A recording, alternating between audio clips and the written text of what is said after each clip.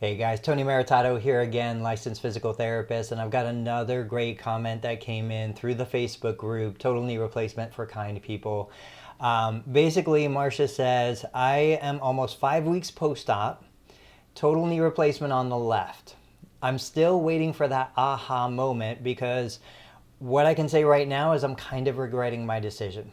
Marcia, I'll tell you, you're absolutely not alone. 5 weeks, I tend to see patients go through these like waves of recovery.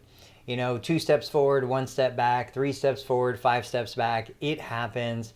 5 weeks tends to be one of those kind of challenging times. The very first day, usually there's so much excitement, there's so much going on, the medication is still in the joint from surgery, not too bad.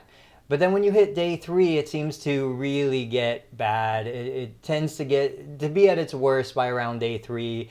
Then you go through a little bit of improvement by day 5 through 7. And you kind of go through these. I would say after 2 weeks, you kind of have a good spot again. Then by week 5, you kind of decline. After week 6 to week 10, you start to improve again. Totally normal. Not being somebody that's ever had a knee replacement, I can't speak to what you guys are experiencing.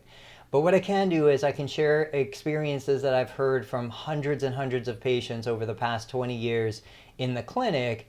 And generally speaking, the 6-week mark seems to be kind of a turning point. The 12-week mark seems to be a turning point. And about the 6-month mark seems to be a turning point. There's a lot of challenges and frustrations, but those three time frames seem to have something in common where all of a sudden patients kind of hit that next level of recovery. They start to build confidence. They start to feel better. The knee is improved. And at some point in there, they're usually thankful they had the procedure done. Now, I will be honest, there are 20% of the population who have had a knee replacement who are either the same or worse than they were before the surgery. So if you're not feeling better at 6 weeks, 12 weeks, 6 months, I don't want you to think that you're the oddball out. There is a large population that still has challenges and frustrations. And so again, the best thing you can do is surround yourself with the best possible team, the best surgeon, the best therapist, family members that are supportive, and just every day take it as a new day. Give yourself a break, give yourself some congratulations for how far you've come.